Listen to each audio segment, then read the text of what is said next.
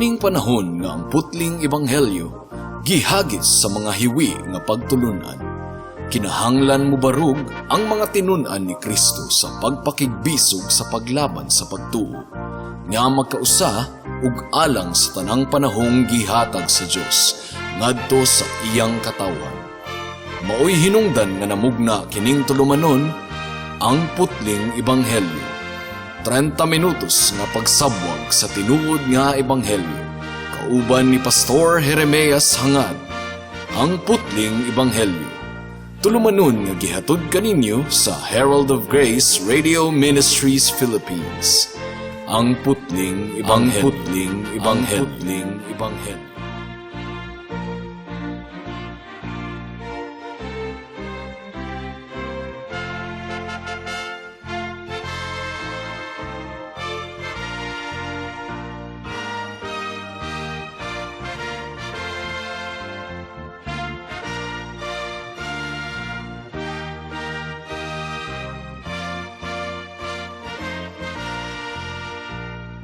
Mayong hapon, Dapitan City, Dipolog City, Zamboanga del Norte, Zamboanga Sibugay, Misamis Occidental ug kutob sa tanang gidala sa Ginoo sa pagpaminaw niining atong programa nga giuluhan og ang putling ebanghelyo. Kini ang inyong igsuon og higala sa kahanginan si Pastor Jeremias Lauri Hangad sa Herald of Grace Radio Ministries Philippines, dinuyugan sa iglesia nga nag-sponsor niining atong programa, ang Salitran Covenant Bible Church sa Barangay Salitran, Dakbayan sa Dasmariñas, Probinsya sa Cavite. Ang atong teksto ning takna sa kahaponon makita sa mga buhat kapitulo 18, bersikulo 18 hangtod sa 23. Ang giingon diri, human ini nagpabilin si Pablo sa Corinto sulod sa daghang mga adlaw uban sa mga kaigsuonan. Unya mibiya siya kanila og milawig kuyog ni Priscilla ug Aquila paingon sa Syria. Sa wala pa siya mugikan sa Singkria, nagpaupaw siya tungod sa panaad nga iyang gihimo. Miabot sila sa Efeso diin gibili niya si Priscilla ug si Aquila.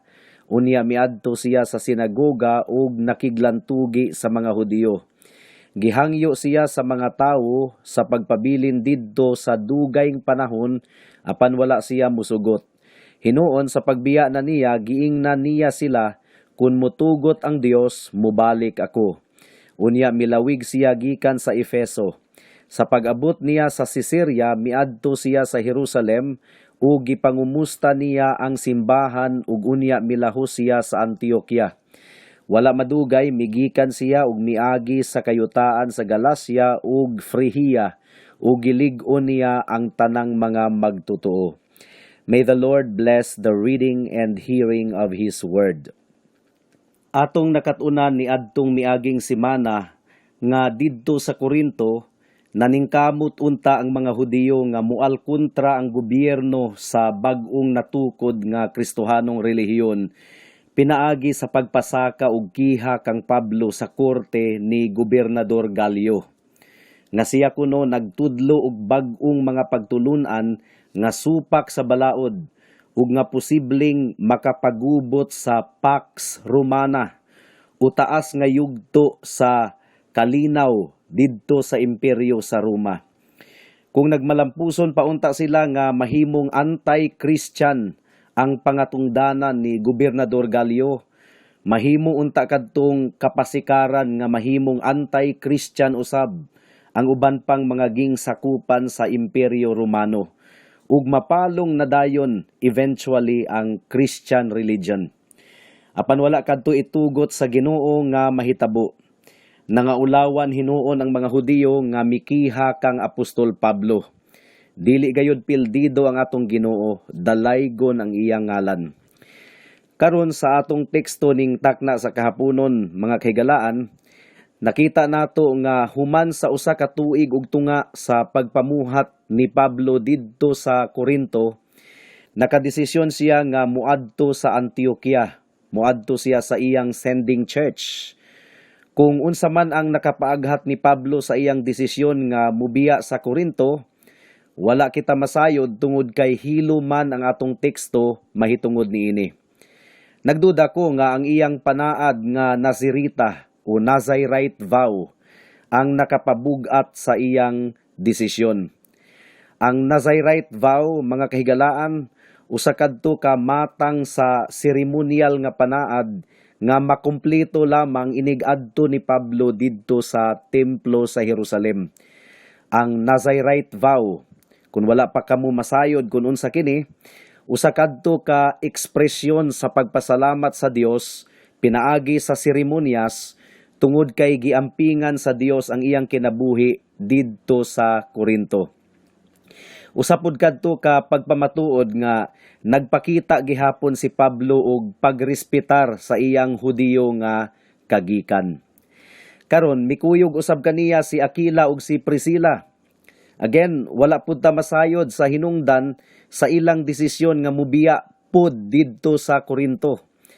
Basin og gusto lang nilang ubanan si Pablo o di ba kaha mag-change location sila sa ilang negosyo. Apan bisag unsa pa man ang ilang rason, mga kahigalaan, nagtuo ko nga ang Dios na gayud mismo ang nag-aghat kanila nga mukuyog kang Pablo. Tungod kay kining managtiayuna, mga kahigalaan, si Aquila ug si Priscilla pagagamiton ra sa Ginoo sa ministeryo sa usa ka gifted nga magwalali nga si Apolos aron makabaton kini og mas insaktong pagsabot sa ebanghelyo sa atong Ginoong Hesukristo. Maila-ila ra nato kadtong si Apolos sa mga sunod nga kapitulo ug bersikulo nga atong pagatun-an sa atong programa diri sa kahanginan. Gisunod lamang ni Aquila ug Priscilla ang pagiya sa balaang espiritu kanila. Adunay duha ka bahin ang atong pamalandong ning takna sa kahaponon. Una, ang leksyon nga atong makatunan mahitungod sa pagtuman sa atong mga panaad sa Ginoo. Ikaduha, ang leksyon nga atong makatunan mahitungod sa pagpasakop sa kabubuton sa Ginoo. Mudangat na kita sa unang punto. Ang leksyon nga atong makatunan mahitungod sa pagtuman sa atong mga panaad sa Ginoo. Ang panaad, mga kahigalaan, usa ka seryosong butang atubangan sa Dios. Dili man sala ang paghimog panaad ngadto sa Dios, basta magamping lang gayud kita nga tumano nato ang atong panaad. Daghan kaayo og examples ang Biblia mahitungod sa mga panaad ngadto sa Dios. For example, sa Genesis chapter 28 verse 22, sa pag-adto ni Jacob sa Mesopotamia, misaad siya nga iyang ihalad ang usa sa 5 bahin sa iyang kabtangan ngadto sa Ginoo. Mao nga si Moses, daghang mga katuigan ang milabay, gikan kaniadto, mipanday og mga regulasyon mahitungod sa mga panaad. Paminawan ninyo ang Deuteronomy chapter 23 verses 21 to 23. Ang giingon diri, kung may gipanaad kamo sa Ginoo nga inyong Dios, kinahanglang inyo kining tumanon kay paninglon kini sa Ginoo ug sala ang dili pagtuman niini. Apan kung dili kamo manaad, dili kamo makasala. Tumana gayod ang inyong mga panaad sa Ginoo nga inyong Dios. So dili dautan ang paghimog panaad, mga kaigalaan, dautan kung dili kita mutuman sa atong gisaad. Dili po dautan kung dili kita manaad, dili kuno kita makasala. So optional di ay ang paghimog saad at tubangan sa Ginoo. Ug ang pinakataas nga matang sa panaad sa mga Hudiyo, mao kadtong gitawag og Nazirite vow. Ug mao kadto ang matang sa panaad ni Apostol Pablo sa atong teksto ning takna sa kahaponon. Ang mga naghimog Nazirite vow o Nazirita nga panaad, kinahanglang maglikay sa tanang matang sa bino ug ilimnon nga makahubog.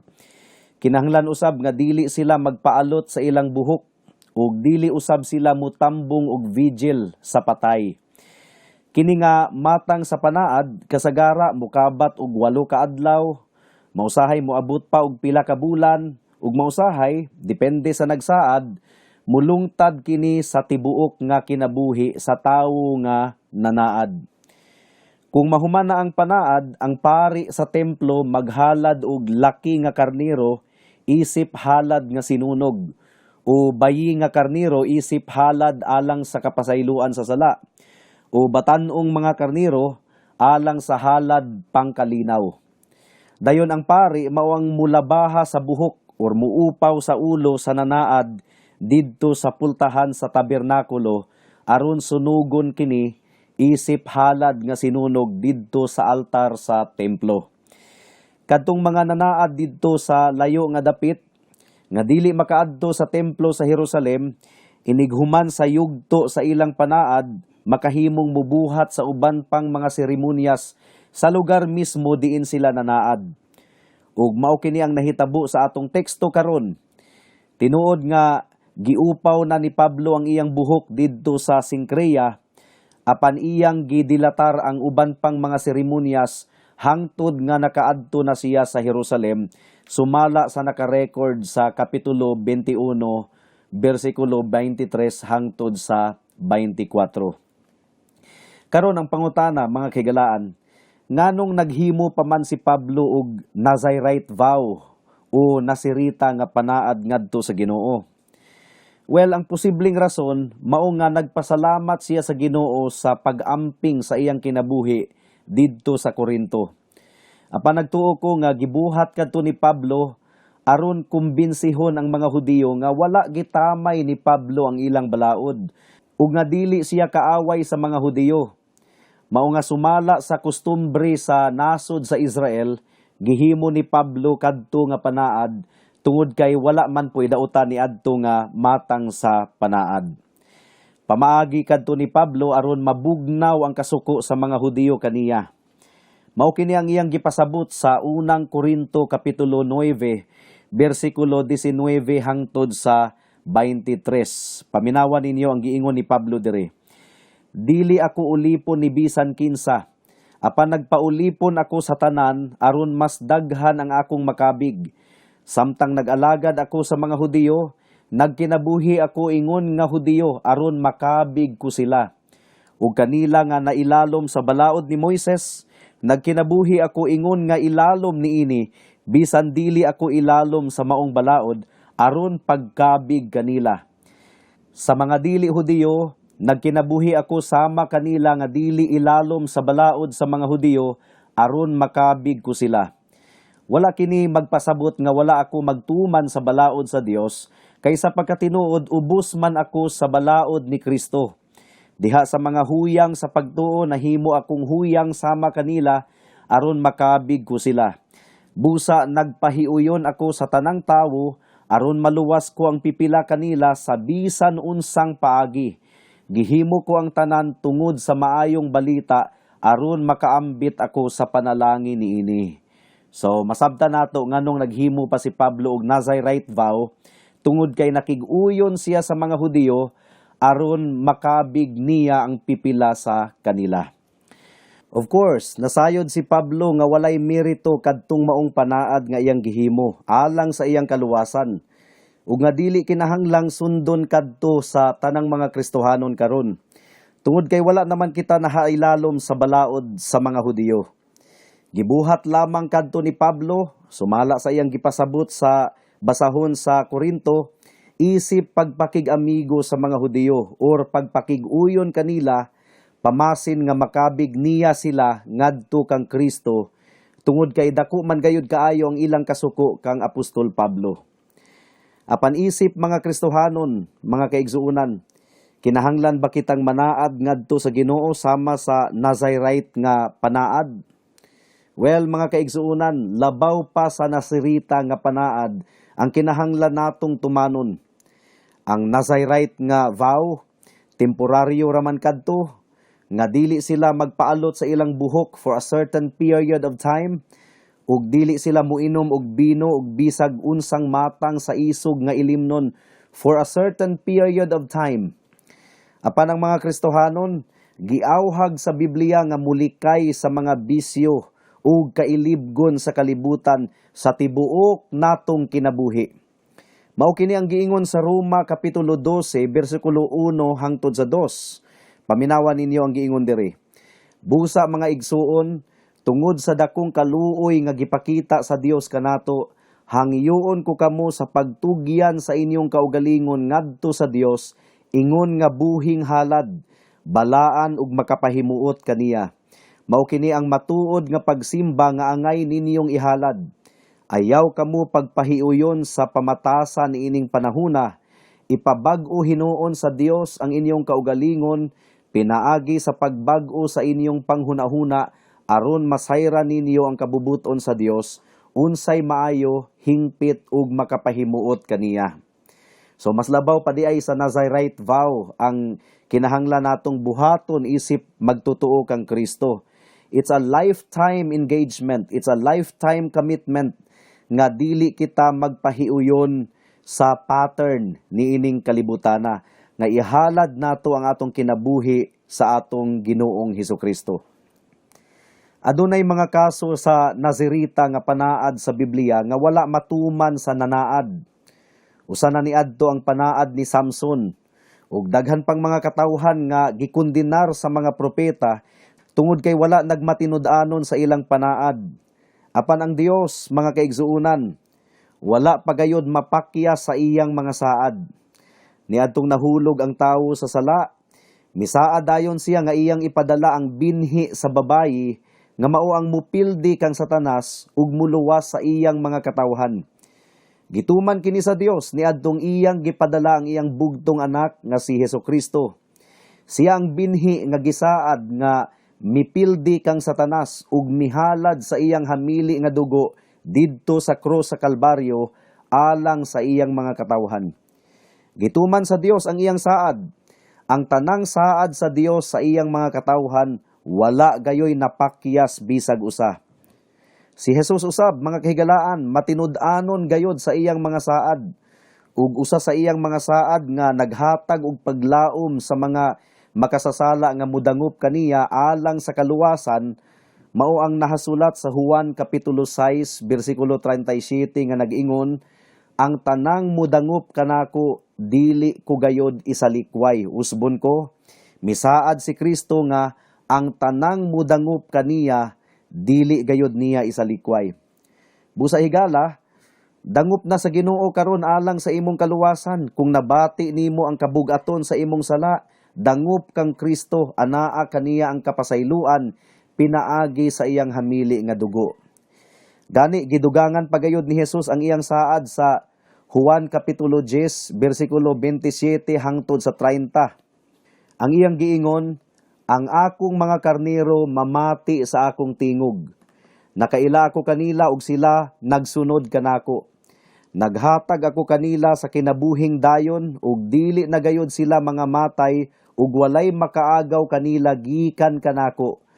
Ang akong amahan nga maoy naghatag kanila ngari kanako labaw sa tanan ug walay makaagaw kanila gikan sa amahan. Ako ug ang akong amahan usara. Mao nga ayaw og dudahi ang saad ni Jesus higala. Ayaw siya og ipakabakakon. Ang tanang mutuo ug musalig kaniya, iya gayong pagaluwason. Ug ang iyang gisugdang maayong butang sa iyang mga katawhan, iya gayod kining tumanon ug humanon hangtod sa iyang pagbalik. Sumala sa nahasulat sa Pilipos Kapitulo 1, versikulo 6. Mudangat na kita sa ikaduhang punto. Ang leksyon nga atong makatunan mahitungod sa pagpasakop sa kabubuton sa Ginoo. Ang giingon sa bersikulo 19 sa atong teksto, miabot sila sa Efeso diin gibili niya si Priscilla ug si Aquila. Unya miadto siya sa sinagoga ug nakiglantugi sa mga Hudiyo. Well, kung inyong nahinumduman sa nangagi nato nga mga pagtuon sa nahaunang mga kapitulo sa basahon sa mga buhat, gibabagan sa balaang espiritu ang unang plano ni Pablo nga moadto sa Efeso. Apan karon sa atong teksto, nakabisita na siya didto ug sumala sa iyang naandan, misulod siya sa mga sinagoga ug nakigdiskurso sa mga Hudiyo. Dayon iyang gibilin si Aquila ug si Priscilla didto sa tataw nga rason nga makaatiman pa sila sa mga kaigsuunan didto. Ug maayo ang pagtagad sa mga taga-Efeso sa pulong sa Ginoo, sumala sa giingon sa bersikulo 20. Mihangyo pa man gani sila nga magpundo pa si Pablo didto og taod-taod. Apan wala mosugot si Pablo tungod kay kinahanglang kumplituhon niya ang iyang nasirita nga panaad didto sa Jerusalem. Apan misaad siya nga kung itugot sa Ginoo, mobisita ra siya og balik didto sa Efeso. Well, ingon ini dapat ang attitude sa mga Kristohanon, ang magpasakop sa kabubuton sa Ginoo sa tanang aksyon nga atong pagahimuon. Anyway, kung basahon ninyo ang Kapitulo 19, versikulo 1, masayra nato nga gitugutan sa Ginoo nga si Pablo makatuman sa iyang saad nga mobisita og usab didto sa Efeso. Gani nagministeryo siya didto sulod sa 3 ka tuig. Ang atong kinabuhi mga kahigalaan anaa ra gayud sa mga kamot sa Ginoo. Tinuod aduna kitay mga plano apan ang Ginoo gihapon ang nagmando ug nagbuot sa tanang mahitabo sa atong kinabuhi. Mao nga kun duna kitay mga plano, sundo nato ang giingon ni Pablo. Ang giingon ni Pablo, kung itugot sa Ginoo, mobisita ra ko og usab kaninyo. Kung itugot sa Ginoo. Kay ang Ginoo ra man gayud ang mutugot sa atong mga plano, mga kahigalaan. Mao nga magpasakop kita sa iyang kabubuton, ug dili kita manluod ug masuko kaniya kung dili matuman ang atong mga plano.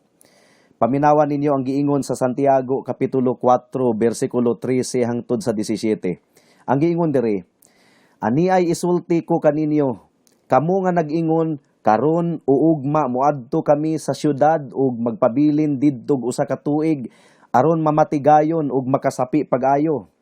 Wala kamo masayod kung unsay mahitabo kaninyo ugma. Sama kamo sa gabon nga makita sa makadiyot ug unya mahanaw. Mao kini ang angay ninyong isulti, kun maluoy ang Ginoo, lugwayan niya ang atong kinabuhi ug makabuhat kita sa atong buot-buhaton. Apan kamo karon nagpagarbo ug nangandak, dili kini maayo. Busa ang tawo nga nasayod unsay maayo nga buhaton apan wala magbuhat niini nakasala. So nakita ninyo mga kahigalaan, dili di ay maayong manghinambog kita sa atong mga plano. Nga murag sigurado na gayud kayo kita nga matuman kini. Ang Dios ra gihapon ang magbuot kung matuman ba kini o dili. Klaro kaayo ang giingon mahitungod niini sa Panultihon Kapitulo 19 versikulo 21. Paminawan ninyo ang giingon diri. Maglaraw ang usa ka tawo ug bisan unsa apan ang kabubuton sa Ginoo maoy matuman. Si Jesus man gani niadtong nagampo siya sa tanaman sa Getsemani. Nagampo siya, amahan ko, kung mahimo, ipalabay na lang kanako kining kupa sa pagantos. Apan dili ang akong kabubuton, kun dili ang imong kabubuton mao ang matuman. So si Jesus mismo, nagpasakop gayod sa kabubuton sa iyang amahan, bisan pa ngadto sa kamatayon. Kinahanglan gayod nga maganto si Hesukristo, aron maluwas ang mga makasasala nga susama nimo ug kanako kung mutuo ug musalig kita kaniya nga may paghinulsol sa atong mga sala. Mudangat na kita sa mga aplikasyon. Una, kung magampo kita mga kahigalaan, atong matngunan ang gisugo sa Ecclesiastes Kapitulo 5 versikulo 2 nga nagaingon, huna-hunaa una sa dili ka pamusulti, ug ayaw paghimog dinali-daling panaad sa Dios. Atua sa langit ang Dios ug ania ka sa yuta busa ayaw pagpatuyang og sulti. Well, timan-an nato kini mga kaigsuunan. Ikaduhang aplikasyon, alang sa mga kaubang magtotoo, dili kita maratol kung dunay mga panghitabo nga makababag sa atong mga plano. Tungod kay ang Dios ang gagunit sa tanang panghitabo. Hinumduman nato ang giingon sa Salmo Kapitulo 46, versikulo 1 hangtod sa 3, nga ang Dios mao ang atong dalangpanan ug kusog. Andam siya kanunay sa pagtabang panahon sa kalisdanan. Busa dili kita mahadlok, bisan matayog ang yuta, ug matumpag ang kabukiran ngadto sa kahiladman sa dagat. Bisan pagbudahunog ang dagat ug magpungasi ang mga balod, ug ang kabungturan matayog sa kagahob niini. Ug katapusang aplikasyon, alang sa mga wala pa kang Kristo, hinumdumi ninyo nga ang Dios matinud-anon nga mutuman sa iyang saad. Well, nagsaad ang Ginoo nga mubalik siya pag-usab aron sa paghukom. Iyang ibutang sa iyang tuo ang mga katawhan niya nga nagtuo ug nagsalig kaniya ingon nga bugtong Dios ug manluluwas ug nagkinabuhi ilalom sa iyang kabubuton.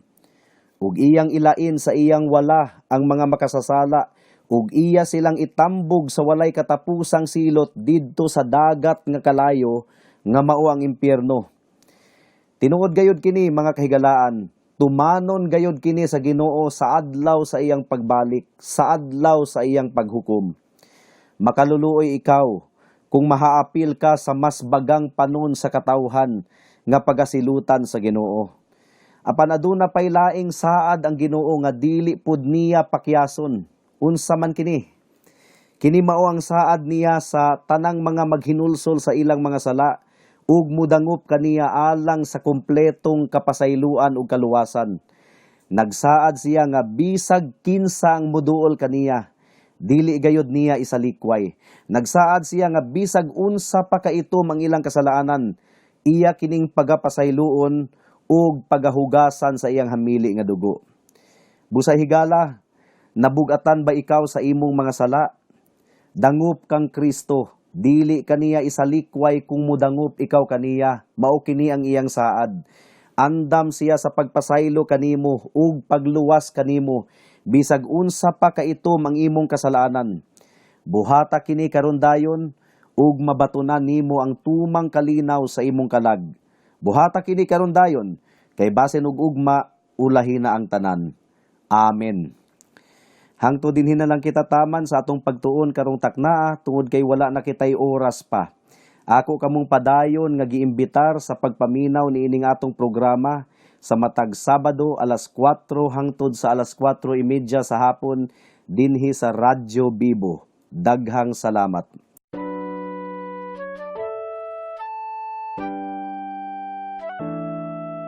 Noon ay bulag ako sa daan ng kaligtasan. Tulad ng marami, nakatuon ako sa sarili. Mabait naman at matulungin at walang kapwang inabuso. Kung kaya't ang tiwala ko, malamang ligtas ako.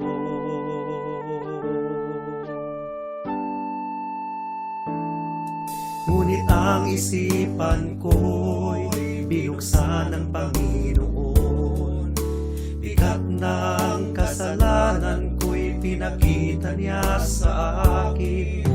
Dagdag pa ang aking puso, likas na sa Diyos ay umaayaw. Kung kaya't ako'y nabahala sa aking kaluluwa. Ano nga bang batayan ng katubusan at kaligtasan ng isang katulad kong makasalanan? Ngayon ay batid ko na ako'y walang magagawa upang ituwid ang aking kaluluwa. Sa harapan ng Diyos, ako'y tumawag kay Jesus at nagtiwala ng lubos sa Kanyang kapatawaran at awang puspos. Siya lang ang manunubos pagkat siya'y namatay sa krus. Dahil sa aking kasalanan, ang sumpa sa Kanya'y binuhos.